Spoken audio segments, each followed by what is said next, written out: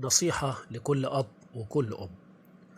لازم نخلي بالنا إن إحنا ممكن نعق أولادنا ونخسر حبهم من غير ما ناخد بالنا. إزاي الكلام ده؟ طبعا كل أب وكل أم لازم يكون متأكد إن هو بيربي ابنه بعاطفة الأبوة والأمومة اللي فيها حنان وعطاء وحب، العاطفة اللي ربنا خلقنا بيها واللي زرعها جوانا. مش معنى إن أنا خلفت ابني أو بربيه إن أنا منتظر منه مقابل، وإن هو أصبح عبد تحت إيدي أو أصبح قطعة من ممتلكاتي أتصرف فيها زي ما أنا عايز.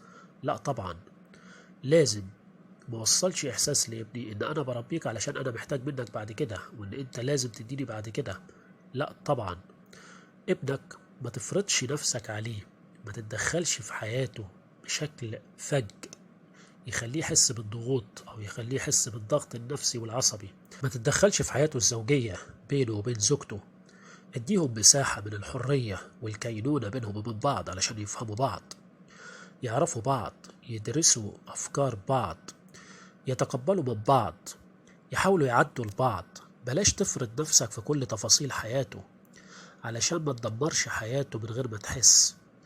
ابنك ما تفرضش نفسك في مستقبله، خلي دايما عندك انت المشورة، خليه هو يلجأ لك لما يكون محتاجك، لما يكون عايز يعرف منك خبرة في موضوع معين، لما يكون عايز يسألك في حاجة واقفة قدامه.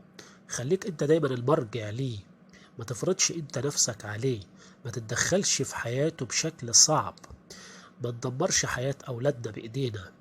احنا بنربي أولادنا على الحب والطاعة والأدب. خلي ابنك لما يحب مثلا يزورك بحب، لما يحب يساعدك بشيء يساعدك بحب.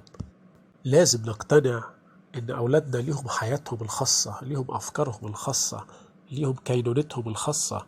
لازم نسيب لهم المجال يعيشوا حياتهم زي ما احنا عشناها. لازم يكون عندنا مرونة في أفكارنا، ما نحتكرش على أولادنا كل شيء، ما نعتبرهمش ممتلك من ممتلكاتنا. هل ما لهمش الحق إن هم يفكروا؟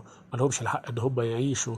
ما لهمش الحق إن هم يتحركوا إلا لما احنا اللي نقودهم، إلا لما احنا اللي نقول لهم يعملوا كذا وكذا؟ لا طبعا، لازم نغير من أفكارنا كأبهات علشان ما نخسرش أولادنا وما نبعدهمش عننا وما نكرههمش فينا وما نخليهمش يعاملونا بطريقة مش كويسة. لازم تعرف إن أنت كأب وأنت كأم في إيدك مفتاح حب أولادك وقربهم ليك لما تكبري ولما تكبر. ما افرضش عليه كل رغباتي واحتياجاتي، ما بقاش ديكتاتوري على أولادي. لا بالعكس، أخلي فيه لغة الحوار، أخلي فيه لغة المناقشة، أخلي فيه لغة الإقناع. كل الحاجات دي بتقرب الأولاد من أهلهم أكتر. في يوم ما ابنك يحس بحنانك عليه وخوفك عليه، وإن أنت مش فارض نفسك عليه، وإن أنت الأب وهو الابن الصغير دايما اللي دايما محتاج لك، صدقني مش هيسيبك تحتاج لحاجة ومش هيسيبك لوحدك أبدا. ولو أنت في أي موقف صعب هتلاقيه جنبك بحب وبحنان وبخوف عليك، لأنه حس إن أنت قد إيه كبير في نظره وكبير في حياته وليك دور عظيم في حياته. لكن انت مش عامل له ندية بندية، وان انا ربيتك فانت لازم تعطيني، وان انا اديتك فلازم تديني. لا طبعا، الاب اب والابن ابن، ومش عايزين ابنائنا يفقدوا احساسهم قدامنا ان هم اولادنا وان احنا ابائهم. ربنا يحفظ اولادنا ويقربهم مننا ويقربنا منهم ويجعلهم ذرية صالحة ويحببهم في كل خير يا رب العالمين.